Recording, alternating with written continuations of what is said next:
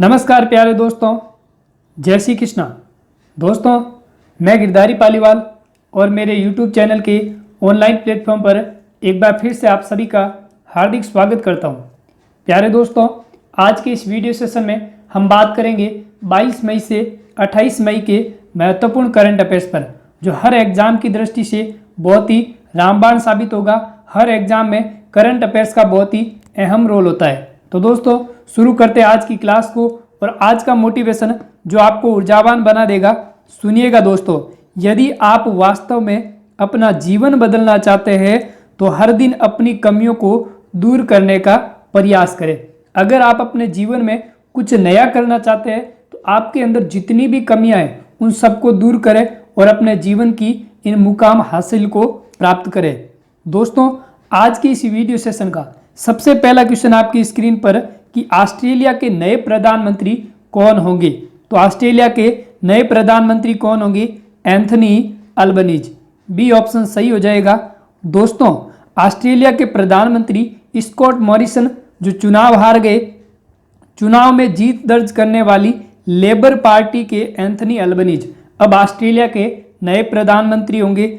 Australia में दोस्तों lower chamber यानी निचले सदन की 151 सीटों के लिए चुनाव हुआ और इसके लिए 76 सीटों की जरूरत होती है। दोस्तों, यहाँ पर सरकार का जो कार्यकाल है वो 3 साल का होता है। हर 3 साल में यहाँ पर चुनाव होते हैं। मॉरिसन जो 2019 के चुनाव में पूर्ण बहुमत हासिल नहीं कर पाए और उन्होंने छोटी पार्टियों के साथ मिलकर अपनी सरकार बनाई और ऑस्ट्रेलिया के निर्वाचित प्रधानमंत्री एंथनी अल्बनीज अब क्वाड समिट के लिए टोक्यो जाएंगे, जहां पर भारत के प्रधानमंत्री नरेंद्र मोदी के साथ वे बिलैटरल टॉक्स में करेंगे। नेक्स्ट दोस्तों, अगला क्वेश्चन है कि विश्व चैंपियन मैग्नस कार्लसन नॉर्वे के जो भारत के किस शतरंज खिलाड़ी ने 3 महीने के अंदर उन्हें दूसरी बार हरवाया। तो दोस्तों, दूसरी बार भारत के कौन? आर प्रज्ञानंद, जिन्होंने विश्व चैंपियन खिलाड़ी को दूसरी बार इन 3 महीनों के अंदर हरा दिया। दोस्तों, शतरंज के खिलाड़ी 16 वर्षीय आर प्रज्ञानंद ने चेंजेबल मास्टर्स के 5वें दौर में इस साल दूसरी बार मैग्नस कार्लसन को 3 महीने के अंदर दूसरी बार हरा दिया। इससे पहले प्रज्ञानंद ने इस साल फरवरी के अंदर भी इन्होंने मास्टर्स ऑनलाइन रैपिड टूर्नामेंट में कार्लसन से बेहतर प्रदर्शन किया था। नेक्स्ट दोस्तों, अगला क्वेश्चन है अंतर्राष्ट्रीय जैव विविधता दिवस कब मनाया जाता है। बहुत ही अच्छा क्वेश्चन है। अंतर्राष्ट्रीय जैव विविधता दिवस कब मनाया जाता है? तो आपका आंसर हो जाएगा 22 मई को जैव विविधता दिवस मनाया जाता है। दोस्तों, इस बार 2022 की थीम की बात करें तो building a shared future for all lives. हर वर्ष 22 मई को international day for biological diversity के रूप में मनाया जाता है। वर्ष 1993 में संयुक्त राष्ट्र महासभा ने 22 मई को इस दिवस को मनाने की घोषणा की थी और 2011 से लेकर 2020 की अवधि को UNGA द्वारा यूनाइटेड नेशंस के जैव विविधता दशक के रूप में घोषित किया। तो 22 मई के दिन अंतर्राष्ट्रीय जैव विविधता दिवस मनाया जाता है। दोस्तों, बात करें 2021 के थीम की तो we are part of the solution और 2020 की थीम क्या थी? Our solution are in nature. पृथ्वी पर जीवन की विशाल विविधता को ही जैव विविधता कहा जाता है और इसका उपयोग विशेष रूप से एक क्षेत्र या पारिस्थितिकी तंत्र में सभी प्रजातियों को संदर्भित करने हेतु किया जाता है। जैव विविधता में दोस्तों प्लांट, बैक्टीरिया और जानवरों और मनुष्यों सहित हर जीवित चीज को शामिल किया जाता है। तो जैव विविधता के अंदर किसको शामिल किया जाता है? प्लांट्स, पेड़ पौधे, बैक्टीरिया, जानवर और मनुष्य सहित हर जीवित चीज को इसके अंदर शामिल किया जाता है। नेक्स्ट दोस्तों, अगला क्वेश्चन, वित्त वर्ष 2022 में भारत को कितना FDI प्राप्त हुआ? बहुत ही अच्छा क्वेश्चन है। 2022 के वित्त वर्ष में भारत को कितना FDI प्राप्त हुआ? 83.57 अरब डॉलर। डी ऑप्शन आपका सही हो जाएगा। दोस्तों, केंद्र सरकार ने घोषणा की है कि भारत ने वित्त वर्ष 2022 के दौरान 83.57 अरब डॉलर का अब तक का सबसे अधिक वार्षिक एफडीआई इनफ्लो दर्ज किया है। 2020-21 में बात करें तो इनफ्लो कितना था, 81.97 बिलियन डॉलर। विनिर्माण क्षेत्र में बात करें दोस्तों तो विदेशी निवेश के लिए भारत तेजी से एक पसंदीदा देश के रूप में उभर रहा है। तो इस बार कितना है, 83.87 अरब डॉलर। नेक्स्ट दोस्तों बात करें प्रत्यक्ष विदेशी निवेश फॉरेन डायरेक्ट इन्वेस्टमेंट। यह एक ग्रुप द्वारा किसी एक देश के लिए बिजनेस और कॉरपोरेशन में परमानेंट इंटरेस्ट को स्थापित करने के इरादे से किया गया निवेश होता है। और एफडीआई देश में आर्थिक विकास के लिए नॉन डेब्ट फाइनेंस का एक महत्वपूर्ण स्रोत है। एफडीआई से घरेलू अर्थव्यवस्था में नई पूंजी और नई प्रौद्योगिकी आती है और रोजगार के मौके भी मिलते हैं। नेक्स्ट क्वेश्चन है दोस्तों, हाल ही में किसके द्वारा यूएई T20 लीग में फ्रेंचाइजी हासिल की गई? बहुत ही अच्छा क्वेश्चन है। यूएई T20 लीग के लिए फ्रेंचाइजी किसके द्वारा हासिल की गई? तो ये हासिल की गई अडानी ग्रुप द्वारा। बी ऑप्शन आपका सही हो जाएगा। दोस्तों अडानी ग्रुप के एक पार्ट अडानी स्पोर्ट्स लाइन ने संयुक्त अरब अमीरात यूएई की T20 प्रतियोगिता में एक फ्रेंचाइजी को प्राप्त किया और अमीरात है जो क्रिकेट बोर्ड द्वारा लाइसेंस प्राप्त कर यूएई T20 लीग एक वार्षिक आयोजन होगा जिसमें 34 मैचों की प्रतियोगिता होगी और उसके अंदर 6 टीमें भाग लेगी। और अडानी समूह के संस्थापक कौन है? गौतम अडानी। तो दोस्तों यहाँ पर ये जो स्पोर्ट्स लाइन का है, जो ये आपके फ्रेंचाइजी है वो हासिल किसके द्वारा की गई है? अडानी ग्रुप द्वारा। नेक्स्ट दोस्तों अगला क्वेश्चन, पीएम नरेंद्र मोदी ने क्वेड देशों की बैठक में हिस्सा लेने के लिए किस देश की यात्रा पर गए? बहुत ही इंपॉर्टेंट क्वेश्चन है, छपेगा क्वेश्चन कि क्वेड देशों की यात्रा के लिए नरेंद्र मोदी किस देश में गए हैं? तो आपका आंसर हो जाएगा जापान। ए ऑप्शन सही हो जाएगा। दोस्तों पीएम नरेंद्र मोदी क्वेड नेताओं के साथ 24 मई को जापान के राजधानी टोक्यो में होने वाली बैठक में हिस्सा लेंगे और इस बैठक में पीएम मोदी के अलावा 3 अन्य सदस्य देश अमेरिका के राष्ट्रपति जो बाइडेन, ऑस्ट्रेलिया के पीएम एंथोनी एल्बनीज और जापान के पीएम फूमियो किशिदो इसके अंदर हिस्सा लेंगे। तो क्वेड में 4 देश शामिल है, इंडिया, अमेरिका, जापान और ऑस्ट्रेलिया। दोस्तों बात करें क्वेड की तो क्वेड यानी क्वाड्रिलेटरल सिक्योरिटी डायलॉग 4 देशों का समूह है। इसके अंदर अमेरिका, ऑस्ट्रेलिया, भारत और जापान ये 4 देश क्वेड के अंदर शामिल है और इन चारों देशों के बीच समुद्री सहयोग 2004 में आई सुनामी के बाद शुरू हुआ। क्वेड का आइडिया 2007 में जापान के उस वक्त के प्रधानमंत्री शिंजो आबे ने यह आइडिया दिया और नवंबर 2017 में चारों देशों का ग्रुप बना क्वेड। इन चारों देश कौन कौन से? ऑस्ट्रेलिया, अमेरिका, भारत और जापान। नेक्स्ट दोस्तों अगला क्वेश्चन, 10 लाख महिला आशा कार्यकर्ताओं को ग्लोबल हेल्थ लीडर्स अवार्ड से किसने सम्मानित किया? बहुत ही अच्छा क्वेश्चन है। आशा कार्यकर्ताओं को ग्लोबल हेल्थ लीडर्स अवार्ड से किसने सम्मानित किया? WHO। बी ऑप्शन आपका सही हो जाएगा। दोस्तों विश्व स्वास्थ्य संगठन WHO ने 10 लाख महिला आशा कार्यकर्ताओं को ग्लोबल हेल्थ लीडर्स अवार्ड से सम्मानित किया और यह सम्मान उन्हें ग्रामीण क्षेत्रों में स्वास्थ्य सुविधा पहुंचाने के लिए और कोरोना महामारी के खिलाफ महत्वपूर्ण भूमिका प्रदान करने के लिए WHO द्वारा यह सम्मान दिया गया। कोरोना महामारी के दौरान आशा कार्यकर्ताओं ने फ्रंट लाइन वर्कर का काम किया। दोस्तों विश्व स्वास्थ्य संगठन WHO की बात करें तो इसकी स्थापना कब हुई? 1948 में और इसका मुख्यालय जिनेवा स्विट्जरलैंड में स्थित है। मोस्ट इंपोर्टेंट पॉइंट है, स्टार लगा देना, 100% छपेगा कि WHO की स्थापना कब हुई? 1948 में। इसका मुख्यालय जिनेवा स्विट्जरलैंड में। वर्तमान में इसके अंदर 194 देश शामिल है और यह एक इंट्रो गवर्नमेंटल ऑर्गेनाइजेशन है तथा सामान्यतः अपने सदस्य राष्ट्रों के स्वास्थ्य मंत्रालयों के सहयोग से कार्य करती है यह संस्था विश्व स्वास्थ्य संगठन WHO।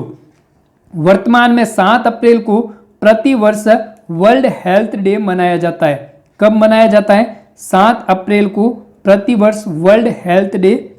नेक्स्ट दोस्तों, इंग्लिश प्रीमियर लीग फुटबॉल 2021-22 का खिताब किसने जीता? बहुत ही अच्छा क्वेश्चन है। इंग्लिश प्रीमियर लीग का खिताब 2021-22 का किसने जीता? मैनचेस्टर सिटी ने। ए ऑप्शन सही हो जाएगा। दोस्तों, इंग्लिश प्रीमियर लीग का आखिरी मैच मैनचेस्टर सिटी ने एस्टन विला को 3-2 से हराकर यह खिताब अपने नाम किया और इसके साथ ही मैनचेस्टर सिटी ने लिवरपूल को 1 अंक के पीछे छोड़ते हुए 2021-22 का इंग्लिश प्रीमियर लीग का खिताब 6ठी बार अपने नाम कर लिया।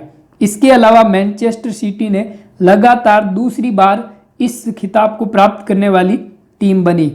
नेक्स्ट दोस्तों, प्रधानमंत्री नरेंद्र मोदी के निजी सचिव के रूप में किसे चुना गया? तो आपका आंसर हो जाएगा विवेक कुमार को। ए ऑप्शन सही हो जाएगा। दोस्तों, IFS विवेक कुमार 2014 में प्रधानमंत्री कार्यालय से बतौर डिप्टी सेक्रेटरी जुड़े गए और वे फिलहाल PMO के डायरेक्टर है। इससे पहले विवेक कुमार 2013-14 तक विदेश मंत्रालय में सेवारत थे और विवेक कुमार PM मोदी के निजी सचिव संजीव कुमार सिंगला की जगह लेंगे। इससे पहले निजी सचिव कौन थे? संजीव कुमार सिंगला। अब कौन होंगे? विवेक कुमार। नेक्स्ट दोस्तों, अगला क्वेश्चन, विश्व आर्थिक मंच में भारतीय दल का नेतृत्व कौन कर रहा है? बहुत ही अच्छा क्वेश्चन है। विश्व आर्थिक मंच में भारतीय दल का नेतृत्व कौन कर रहा है? पीयूष गोयल। सी ऑप्शन आपका सही हो जाएगा। दोस्तों, वाणिज्य और उद्योग मंत्री पीयूष गोयल 23 से 25 मई के दौरान विश्व आर्थिक मंच पर भारतीय दल का नेतृत्व करेंगे और भारत सरकार के प्रतिनिधिमंडल में स्वास्थ्य मंत्री मनसुख लाल मंडाविया, पेट्रोलियम और प्राकृतिक गैस मंत्री हरदीप सिंह पुरी और अन्य 6 राज्यों के MP, तमिलनाडु, आंध्र प्रदेश, महाराष्ट्र, कर्नाटक और तेलंगाना के मुख्यमंत्री और वरिष्ठ मंत्री भी इसके अंदर शामिल होंगे। नेक्स्ट दोस्तों, अगला क्वेश्चन कि भारत सरकार के द्वारा 22 मई 2022 से 23 मई 2023 तक किसकी 250वीं जयंती मनाई जाएगी? बहुत ही अच्छा क्वेश्चन है। 250वीं जयंती किसकी मनाई जाएगी? राजा राम मोहन राय की। बी ऑप्शन आपका सही हो जाएगा। दोस्तों, 250वीं जयंती का उद्घाटन समारोह कोलकाता के राजा राम मोहन राय लाइब्रेरी फाउंडेशन में हुआ और 22 मई को संस्कृति मंत्री किशन रेड्डी ने राजा राम मोहन राय पुस्तकालय प्रतिष्ठान कोलकाता में राजा राम मोहन राय की प्रतिमा का वर्चुअल अनावरण किया। नेक्स्ट क्वेश्चन है दोस्तों, आतंकवाद विरोधी दिवस कब मनाया जाता है? तो आतंकवाद विरोधी दिवस आपके 21 मई के दिन मनाया जाता है।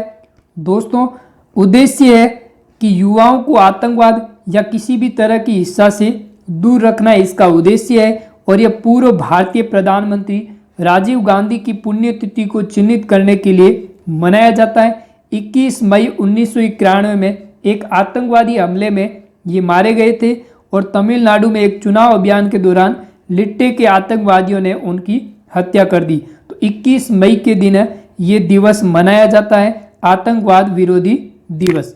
नेक्स्ट दोस्तों, दिल्ली के 22वें उपराज्यपाल कौन बने? बहुत ही अच्छा क्वेश्चन है। दिल्ली के 22वें उपराज्यपाल कौन है? विनय कुमार सक्सेना। ए ऑप्शन आपका क्या हो जाएगा? सही हो जाएगा। दोस्तों, खादी को ब्रांड बनाने वाले विनय कुमार सक्सेना जो दिल्ली के उपराज्यपाल होंगे और वे फिलहाल में खादी और ग्राम उद्योग के अध्यक्ष है और सक्सेना अनिल बैजल की जगह लेंगे। इससे पहले उपराज्यपाल कौन थे? अनिल बैजल। और बैजल ने 18 मई को अपना इस्तीफा राष्ट्रपति को भेज दिया जिसे उन्हें स्वीकार कर लिया गया। नेक्स्ट क्वेश्चन है दोस्तों, नेक्स्ट बात करें सक्सेना कॉरपोरेट वर्ल्ड से आने वाले ऐसे पहले शख्स है जिन्हें LG बनाया गया। इन्हें कॉरपोरेट साइंटिस्ट के तौर पर जाना जाता है और इसके अलावा विनय कुमार पायलट भी है। सक्सेना का जन्म 23 मार्च 1958 को हुआ और ये कहाँ के रहने वाले हैं? उत्तर प्रदेश की। विनय कुमार सक्सेना के कार्यकाल में खादी के कारोबार में 248% की क्या हुई है, वृद्धि हुई है। नेक्स्ट दोस्तों अगला क्वेश्चन है, संभव पोर्टल किस राज्य सरकार ने लॉन्च किया। बहुत ही अच्छा क्वेश्चन है। संभव पोर्टल है वो किस राज्य सरकार द्वारा, उत्तर प्रदेश द्वारा लॉन्च किया गया।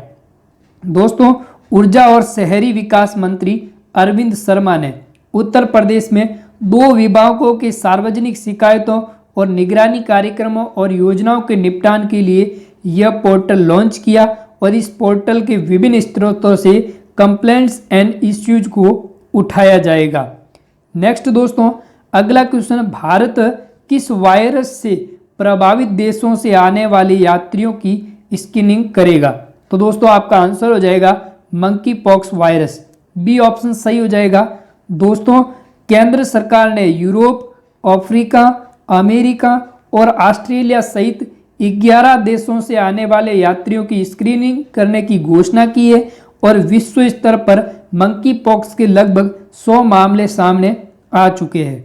फ्रांस, जर्मनी, बेल्जियम, संयुक्त राज्य अमेरिका और ऑस्ट्रेलिया में भी मंकी पॉक्स के मामले आए हुए हैं। नेक्स्ट दोस्तों किस राज्य ने हॉकी इंडिया सब जूनियर महिला राष्ट्रीय चैंपियनशिप जीती। बहुत ही अच्छा क्वेश्चन है, तो आपका आंसर हो जाएगा हरियाणा राज्य ने। ए ऑप्शन आपका क्या हो जाएगा, सही हो जाएगा। दोस्तों हरियाणा की हॉकी टीम ने फाइनल मुकाबले में झारखंड की हॉकी टीम को 2-0 से हराकर 2022 की महिला राष्ट्रीय चैंपियनशिप बन गई। इम्फाल में आयोजित हॉकी इंडिया सब जूनियर महिला राष्ट्रीय चैंपियनशिप 2022 उत्तर प्रदेश की हॉकी टीम ने मध्य प्रदेश हॉकी टीम को 3-0 से हराकर तीसरा स्थान हासिल किया। तो तीसरे स्थान पर कौन, उत्तर प्रदेश की टीम, दूसरे स्थान पर झारखंड और पहले स्थान पर कौन रही है, हरियाणा की टीम। युवा मामले और खेल मंत्री कौन है, अनुराग ठाकुर। नेक्स्ट दोस्तों अगला क्वेश्चन, किसने बार्सिलोना में स्पेनिश ग्रैंड प्रिक्स का खिताब जीता। बहुत ही इंपॉर्टेंट क्वेश्चन, स्टार लगा दे, 100% छपेगा। बार्सिलोना में स्पेनिश ग्रैंड प्रिक्स का खिताब किसने जीता, तो आपका आंसर हो जाएगा मैक्स वेरस्टापेन ने। ए ऑप्शन आपका सही हो जाएगा। दोस्तों रेड बुल के मैक्स वेरस्टापेन ने बार्सिलोना में स्पेनिश ग्रैंड प्रिक्स का खिताब अपने नाम किया और सर्जियो पेरेज दूसरे स्थान पर रहे और मैक्स वेरस्टापेन ने इस वर्ष अभी तक Saudi Arabian grand prix, Emilia रोमाग्रा grand prix, Miami grand prix और स्पेनिश ग्रैंड प्रिक्स का खिताब भी अपने नाम किया है। बहरीन ग्रैंड प्रिक्स और ऑस्ट्रेलिया ग्रैंड प्रिक्स को चार्ल्स लेक्लेर्क ने जीता है। नेक्स्ट दोस्तों बात करें स्पोर्ट्स रिलेटेड करंट अफेयर्स की, तो सर्बिया के नोवाक जोकोविच ने इटालियन ओपन 2022 का खिताब जीता। दक्षिण कोरिया ने चीन को हराकर उबेर कप 2022 का खिताब जीता। भारत ने इंडोनेशिया को 3-0 से हराकर थॉमस कप का जीता।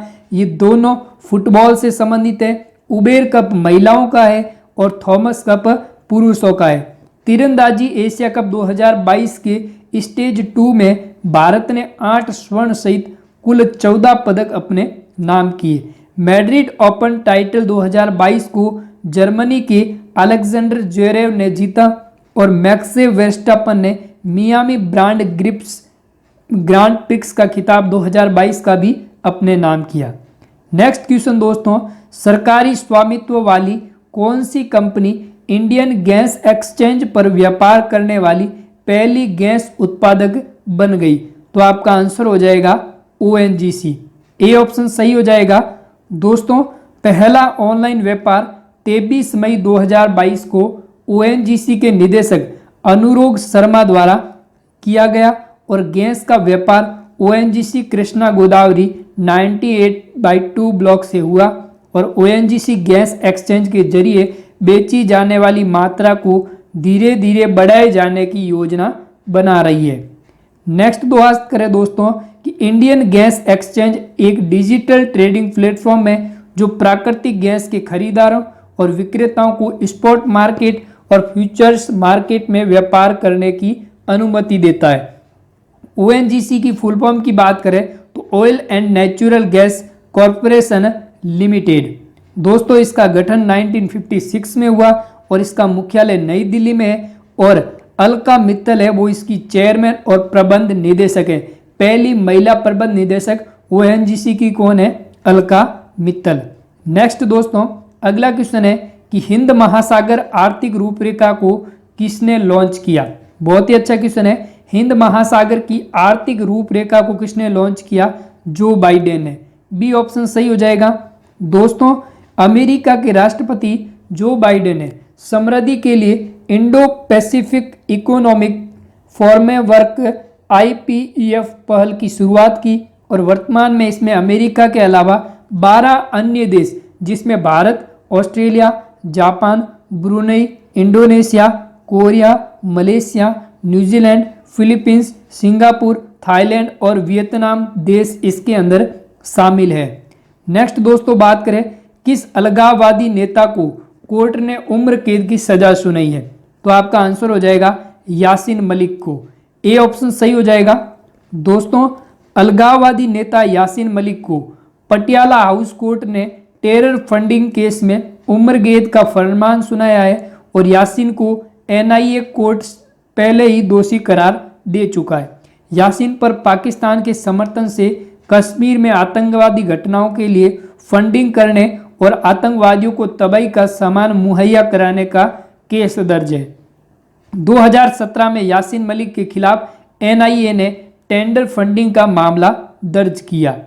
नेक्स्ट दोस्तों बात करें अगले क्वेश्चन की तो डॉक्टर टेड्रोस घेब्रेयेसुस को कितने साल के लिए WHO के महानिदेशक के रूप में दोबारा चुना गया? इसका जल्दी से आंसर बताएं और साथ ही साथ वीडियो को जितना हो सके ज़्यादा से ज़्यादा लाइक और शेयर करें। तो डॉक्टर टेड्रोस घेब्रेयेसुस को कितने साल के लिए WHO का महानिदेशक के रूप में दोबारा चुना गया? तो आपका आंसर हो जाएगा 5 साल के लिए। दोस्तों विश्व स्वास्थ्य संगठन WHO के महानिदेशक डॉक्टर टेड्रोस घेब्रेयेसस को 5 साल के लिए पुनः चुना गया। यह पद डॉक्टर टेड्रोस को किसी ने चुना नहीं दी थी। इससे पहले डॉक्टर टेड्रोस 2017 में WHO के महानिदेशक बने थे। दोस्तों अगला क्वेश्चन विश्व थायराइड दिवस 2022 कब मनाया जाता है? बहुत ही अच्छा क्वेश्चन है। विश्व थायराइड दिवस कब मनाया जाता है? 25 मई को। डी ऑप्शन आपका क्या हो जाएगा? सही हो जाएगा। दोस्तों पहली बार 2008 में अमेरिकन थायराइड एसोसिएशन और यूरोपियन थायराइड एसोसिएशन द्वारा मनाया गया। इस वर्ष दिन का मुख्य संदेश थायराइड और संचार है। यह थायराइड रोगों के लक्षणों, रोकथाम और उपचार के बारे में जागरूकता बढ़ाने के लिए दिवस मनाया जाता है। कब मनाया जाता है? 25 मई को। दोस्तों थायराइड ग्रंथि एक तितली के आकार की होती है। आप चित्र में देख सकते हैं ये किस आकार की होती है? तितली के आकार की, जो गर्दन के निचले भाग में मौजूद होती है। यह शरीर ट्राइओडोथायरोसिन T3 हार्मोन, पेप्टाइड हार्मोन और थायरोक्सिन हार्मोन T4 से स्रावित करता है। थायराइड की समस्या तब उत्पन्न होती है जब थायराइड ग्रंथि कम या ज़्यादा हार्मोन उत्पन्न करती है। तो ये तितली के आकार की होती है और गर्दन के निचले हिस्से में पाई जाती है। नेक्स्ट दोस्तों अगला क्वेश्चन है सिरुई लिली महोत्सव किस राज्य में शुरू हुआ? बहुत इंपॉर्टेंट क्वेश्चन है। सिरुई लिली महोत्सव किस राज्य में शुरू हुआ? तो आपका आंसर हो जाएगा मणिपुर। ए ऑप्शन सही हो जाएगा। दोस्तों सिरुई लिली मणिपुर का राजकीय फूल है और यह केवल मणिपुर के उखरुल जिले में मनाया जाता है। यह महोत्सव 25 से 28 मई तक इसका आयोजन किया जाएगा और इसका वार्षिक उत्सव का उद्देश्य सिरुई लिली के प्रति जागरूकता पैदा करना।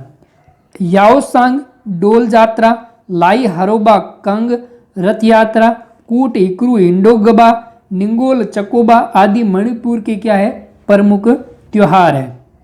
नेक्स्ट दोस्तों अगला क्वेश्चन भारत और किस देश की नौसेना के बीच बांगो सागर अभ्यास शुरू हुआ?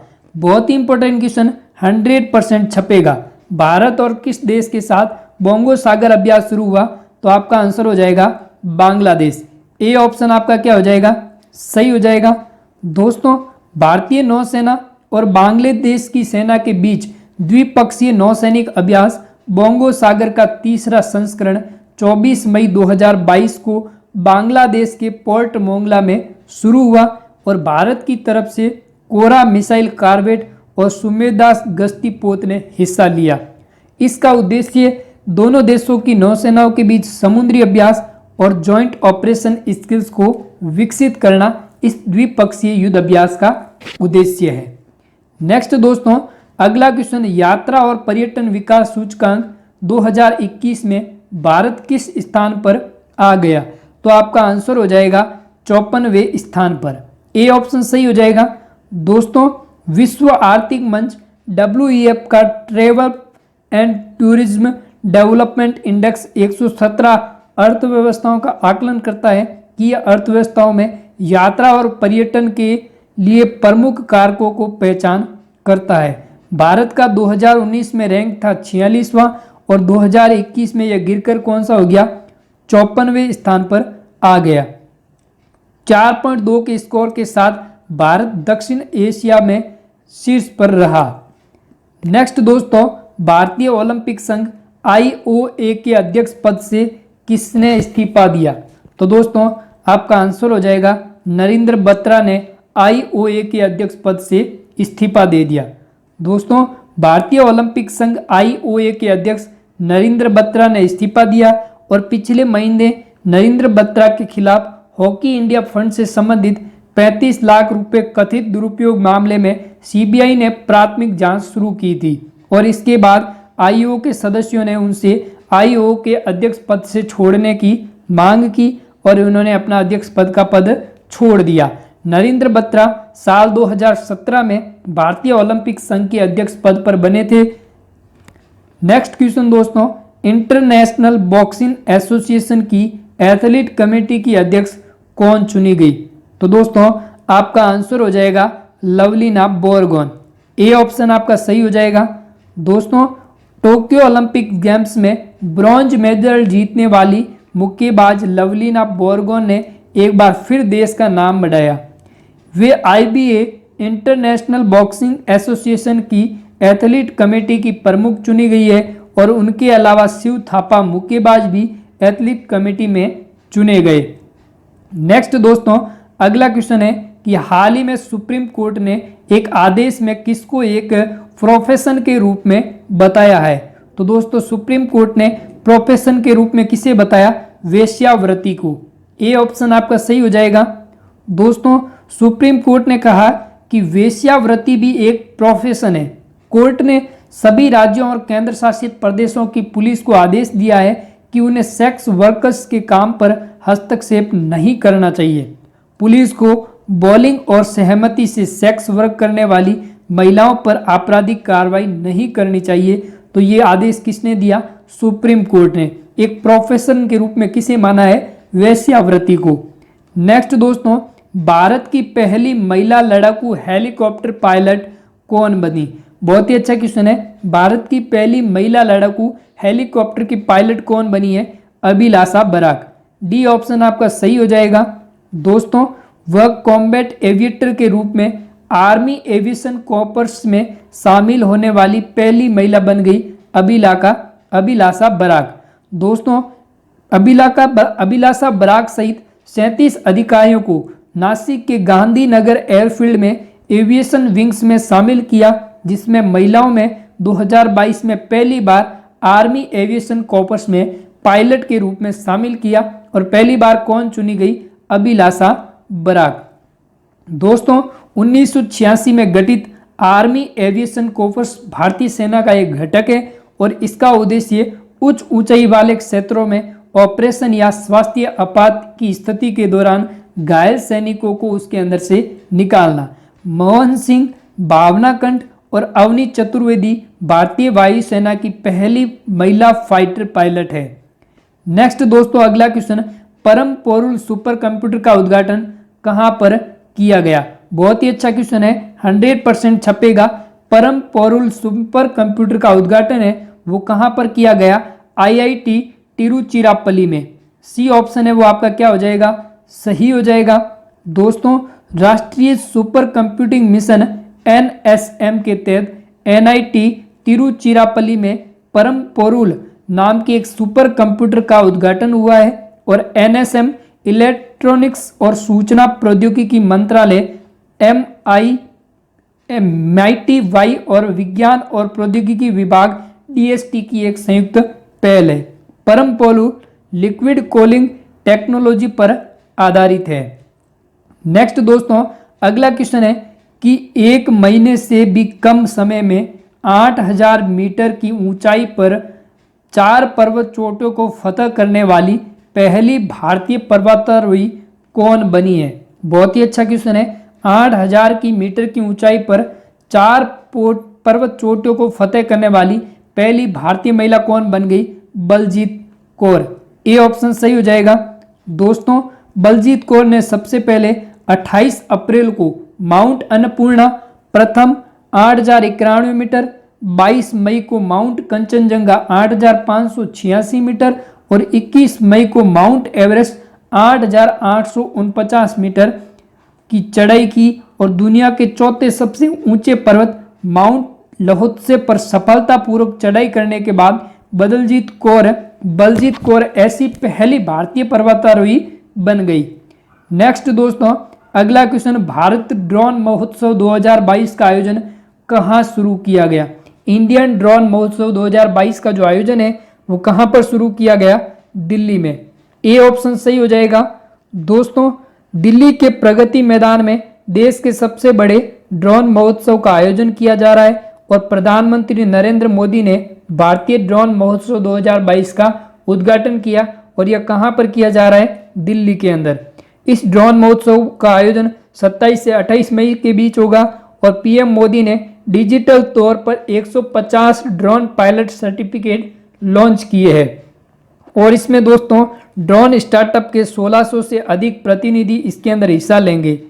नेक्स्ट दोस्तों, अगला क्वेश्चन, बुकर प्राइज जीतने वाला पहला हिंदी उपन्यास टॉम्ब ऑफ सैंड रेत समाधि बना है, इसकी लेखिका।